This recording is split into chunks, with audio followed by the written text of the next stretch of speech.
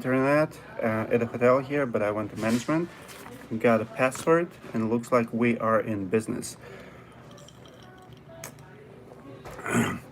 So today I want to talk about what absolutely pisses me off. So many of you have come to me and say, "Hey, Dimitri, you like drama, you like the stories, you like this nastiness, and you like all of this." Here's the reality, guys. There's nothing to like about it. Story is the story, and it's not easy to tell story of conflict. Try it for yourself. Many people wouldn't even touch it because it's controversial, because it's not easy, because no matter how careful you are, you will be roasted. There's going to be hate towards you. But I want to address something once and for all. If you have ever messaged me and you asked me to cover a story, or if you ask me to expose someone, this message is for you. I want to start this live about animal talk. We have lions and we have hyenas. They're both predators. They both kill to for a living, right? Except lions are good killers. They when they kill their prey, they make sure that the prey does not suffer long. And hyenas are horrible killers. They pretty much start eating you alive. One of the worst death you can suffer and animals suffer is death by hyenas. Unfortunately, in the behavior among humans are very similar. We have people who are straight shooters. We have people who are lions. They're straight shooters. If they want to kill you, they come right at you. They expose you, and I like that behavior. I'll give you example. Remember Joshua Waxman's story or Rigsby? I look at myself as a lion. If I want to kill you, I go right after you. If I see unethical behavior, I'm gonna grab you by the neck, throw you away, and I'm gonna try to get rid of you. Like, to the point where I don't want you to suffer. I don't want to argue with you. I don't like this long fight, stabbing on the back and calling names. No, if you're wrong, you're wrong. Now, here's what's been happening in the last few years. Every time we run a story about someone, I have people privately messaging me the dirt. Like, you think you've seen ugly stories?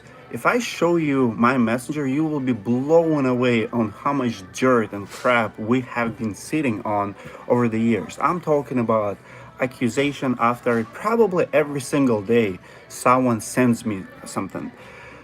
I'm talking about people not paying their bills, people, all the disputes and stuff between salespeople and business owners. And now we have this story between Lee Haight and Lindsay Douglas, right?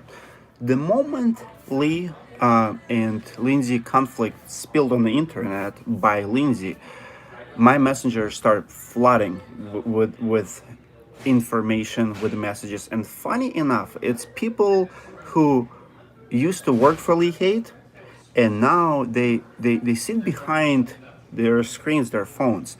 They don't have spine, they don't have balls to do something about it themselves. They settled with Lee, they signed the agreements, they say they don't hold grudges, yet every time Lee has conflict with someone, they come out of woodwork, not publicly, but privately, like hyenas, and start biting.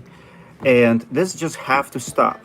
Here's my message for you, like, especially to my men. If you like to gossip, I will call you out. I absolutely hate behind the back talks.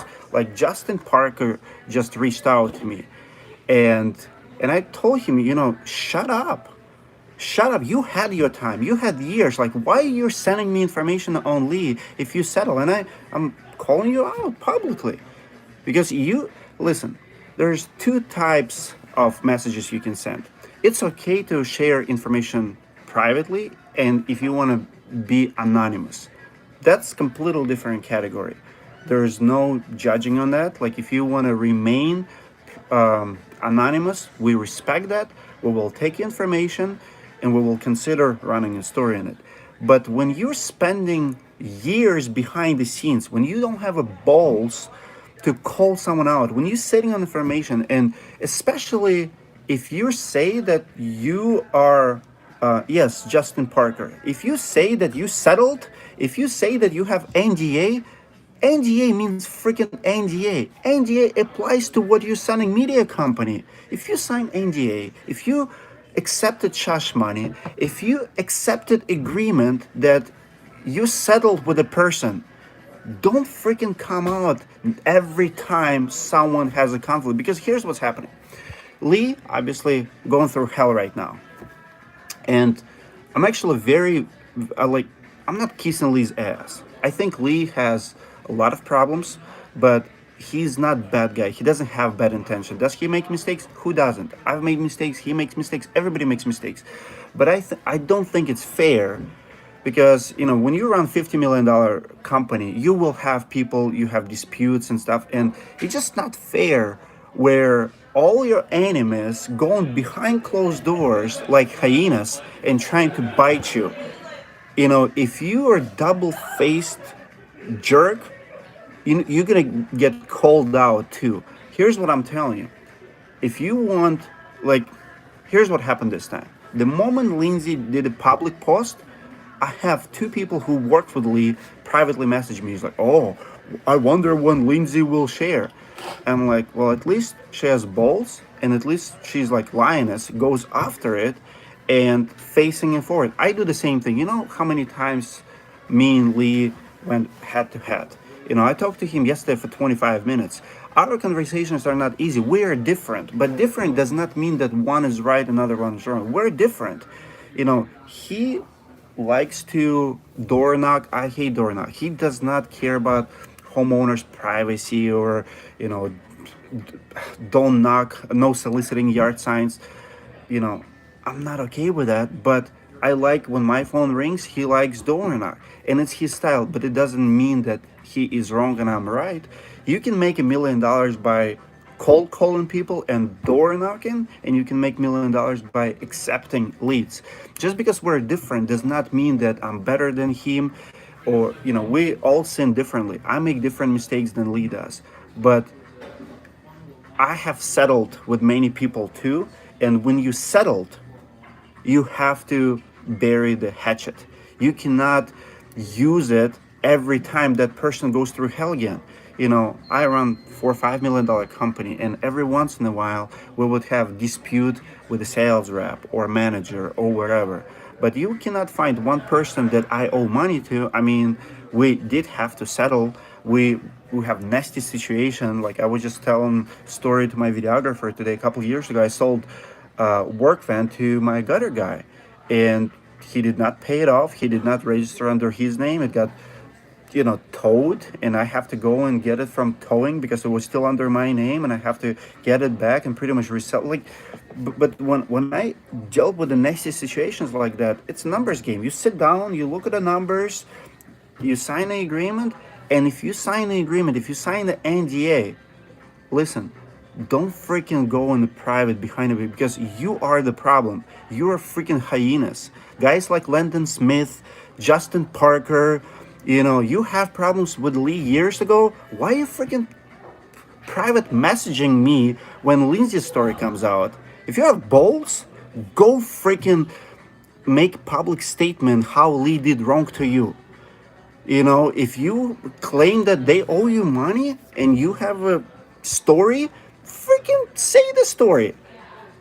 You guys are calling me drama queen, or like that. I like to stir the pot. You are the problem. You are double-faced, not myself. I'm as straightforward as they come. I don't gossip behind the scenes. If I have a problem with Lee, Del Medico, whoever is on the other side, I'm freaking texting them. I'm calling them. I'm not going behind someone's back and say, did you see this or did you see that? That's the freaking problem. And especially if you already settled, you signed that agreement, you settled. Here's what I told Landon Smith. You're a little girl. You don't have balls. You don't have spine. Because all you can do is gossip behind Lee's back. every time, like in the last 2 3 years, every time there's a story that broke up about Crest Exteriors or Lee, Lending is like little bitch, just goes in private messages and talks shit, talk crap. Justin Parker the same way. Grow some balls, grow a spine. Stop being a gossip girl. You're acting like a teenager, and I absolutely despise that behavior. To me, Lee is a lion. Maybe he's a scar from Lion King movie. Maybe he's not the king, but he's still a lion. And he makes mistakes like we all do, but he's not a hyena. And you guys are hyenas. If we would be animal kingdom, that's what everybody in my messenger who is gossiping and dropping this, listen, you're hyenas. You signed the NDA, bury the hatchet. Don't freaking ever contact me and ask me to run a story if you are not willing to be part of the story. I'm not gonna fight for you. It's absolutely retarded. It's not honorable. It's not how real men behave. And then when I call you out, when I say that you don't have balls, don't tell me that I'm double faced. How is it I'm double faced?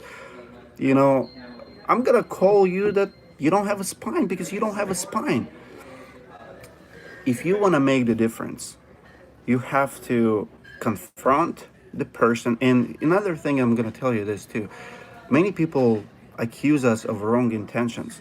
When we run a story on a crook, on a person who doesn't pay his bills, who doesn't pay his subs, we don't have intentions to ruin his or her reputation. We're trying to help.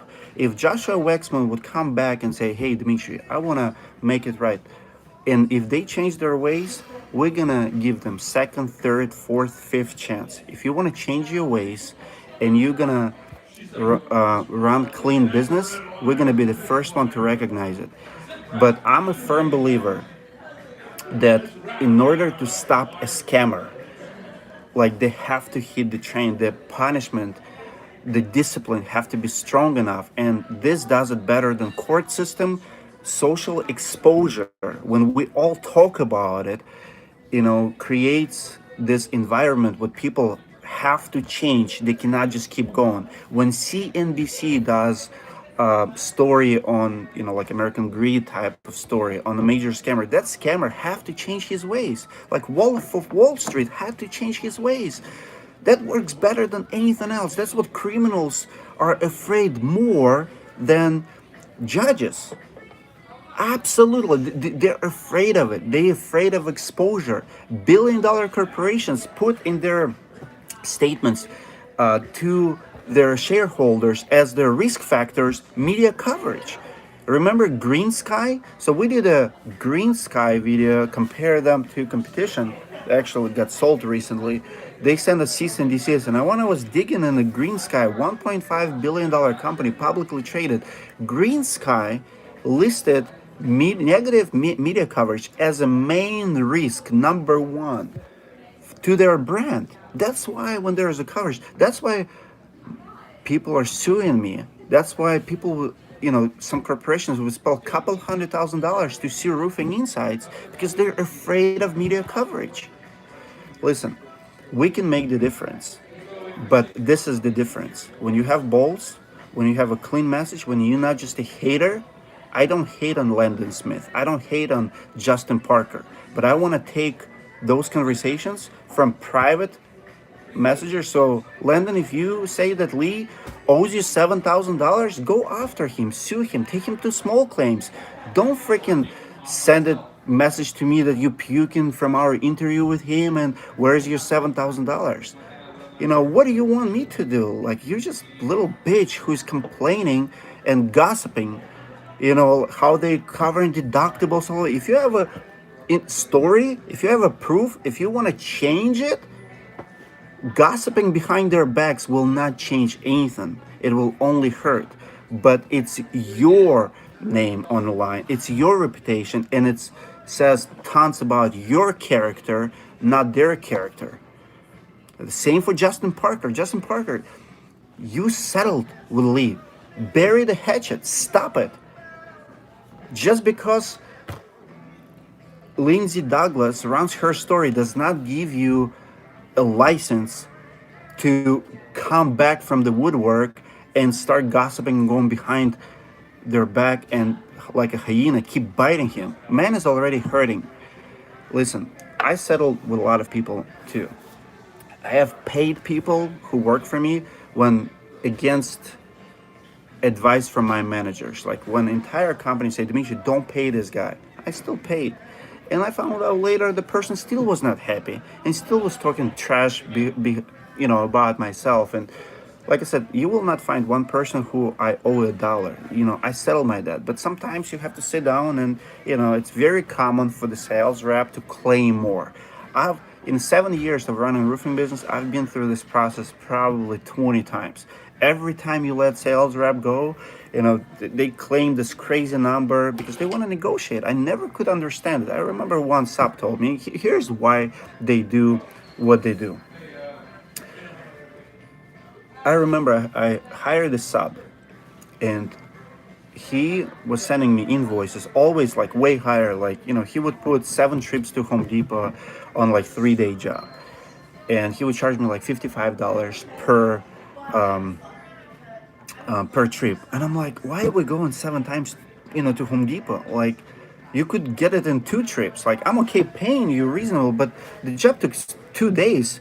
What are you going 3-4 times a day to Home Depot and you want me to cover it? And then his squares was higher than was delivered. I'm like, dude, the job was like 22 squares. We had 3 squares left. Why are you charging me for 24? Stuff like that. And I remember what he told me. He said, Misha, you don't have to pay me. And he works for $50 million company in town, Cellar Roofing, absolute leader here. And he told me, that's how other company is. I always submit the invoice and, they negotiate with me. I'm like, no, that's not how I do business. You do the work. I never negotiated for the work. Invoice is invoice. But then I realized that's how company operate. I remember actually interviewed person who worked for the Cellar Roofing, and he was a general manager, and he said that when he got the job at Cellar Roofing, the owner sat him and said, listen, do you see this stack of invoices from subs? It was this big. He said, nobody in that stack gets what they claim. You have to go through an entire list. This is another revenue stream for our company, and you have to negotiate and find a, smaller amount, whatever, from every invoice. And that's what he was. And I'm like, at that point, I was doing roofing for like 3 years. I never ever have to reduce subcontractor invoice, unless there's like obvious mistake, like in squares and stuff. And then I realized that's the industry. So many people are screwing the subs, screwing the salespeople that they don't believe us. I remember we have to let go one door knocker, actually, Ryan Gardner. If you're watching this, you probably remember it. So he moved to Colorado. We're still friends. We still talk to each other on a regular basis. I remember we let him go. He worked for us for 2 months, driving with folders. When people start calling and say, hey, we paid you, we give you, checks. Nobody ever called us. I'm like, Ryan, what's going on? He was like wild card. He was doing the business his way. So I called him. I was like, Ryan, it's not going to work. Just bring you folders. And I remember he came to the office and he's like, I wanted my check. I'm like, Ryan, I have not seen you for weeks. You just dropped me 20 folders. Some of them have checks in them, but I have not seen them. I've not seen contracts in it. I'm going to pay you. He's like, I heard that before. I'm like, Ryan, I'm not going to screw you. You're a nice guy. And I remember he moved to Colorado and I keep mailing him checks. We did accounting on all his sales, like $50,000-$60,000, like $5,000-$6,000 in commission. So he moved back to Colorado. I remember mailing him checks. He's like, yeah, but he told me, don't worry about it. I heard that before. I already write it off. So he left. And he told me he was not, he's not gonna wait for it. He was not expecting us to pay him. But I did my accounting. Listen, at the end of the day, I have to go to sleep, and I want to sleep well. If I meet you at Walmart, I want to make sure I'm gonna shake your hands. Maybe I'll be with my family. Maybe I'll be. That doesn't matter. Like if I see you again, I want to make sure we don't have dispute, and you're not gonna curse me because I stole $2,000 from you, because I understand that $2,000 for me might not be a big deal, but for you it's huge. I remember Next Gen company in Minnesota, Ryan, he runs $15 million business, and he still does payroll himself because he wants to make sure that people get, it's accurate number all the time. For some people, it's important, but I'm telling you all of this for this.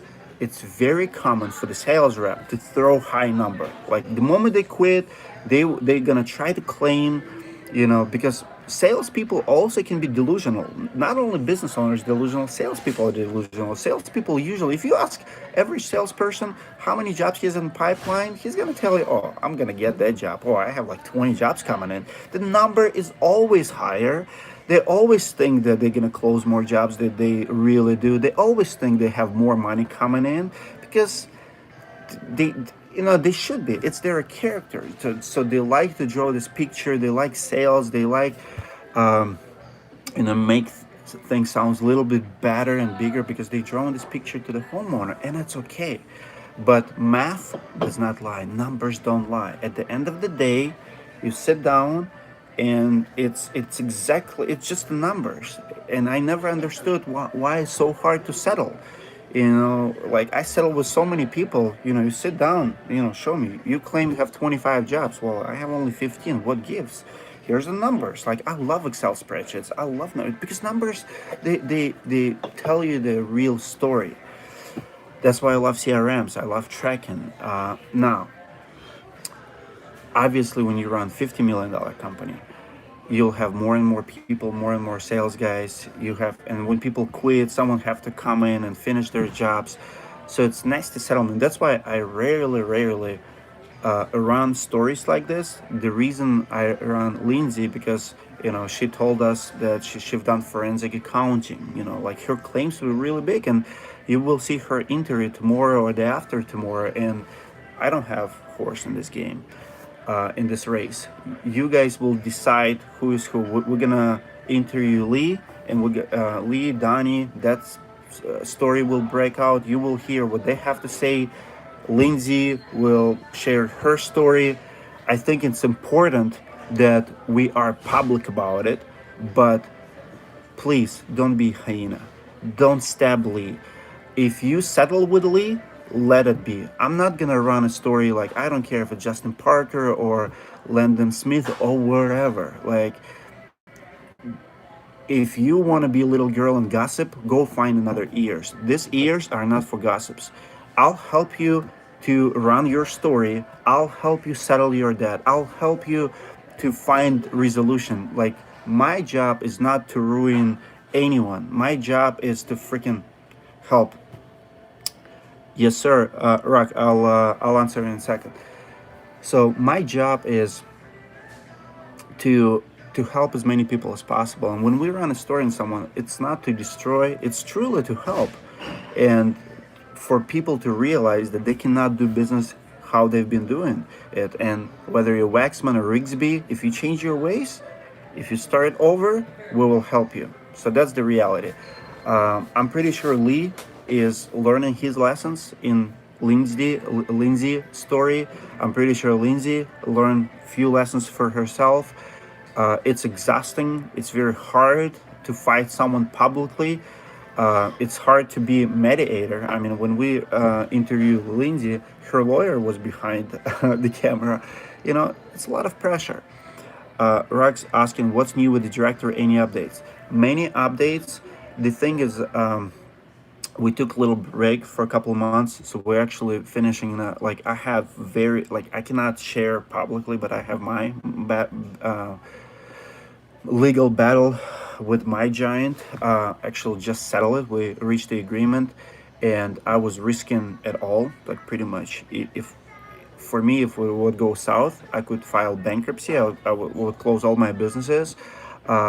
Because the claims by that giant who was after me was really, really big, and we finally reached agreement. So now I'm resuming the work pretty much because the risk of closing everything, or not closing, restarting, was so big. I have to put on pause. It makes no sense to spend $10,000-$20,000 in development when you have potential of paying someone $1,000,000 or whatever. So we had to take a little break. We were still working on it. We were spending like $5,000 a month instead of $30,000 a month. But we're actually resuming it, and you will see a lot of updates very soon. Actually, The personal file cabinet is next update. It was being developed right now. So, but you'll see, I'll make entire video. We literally settled like last week. So you'll see a lot of changes. Directors coming right back up. Funny thing is, amount of leads grew month to month 30%. Like every day, we're getting leads, we're getting distribution, we're getting calls from contractors. We actually have a couple claims. We kicked out few contractors from directory. One of them is Orlando. Next, in 2 weeks, I'm flying to Orlando. We actually have a claim. One of the worst jobs we recommended. We have to kick out a contractor, and I'll share that story. So there's a lot of things happening. So, all right, guys, that's all I have to say.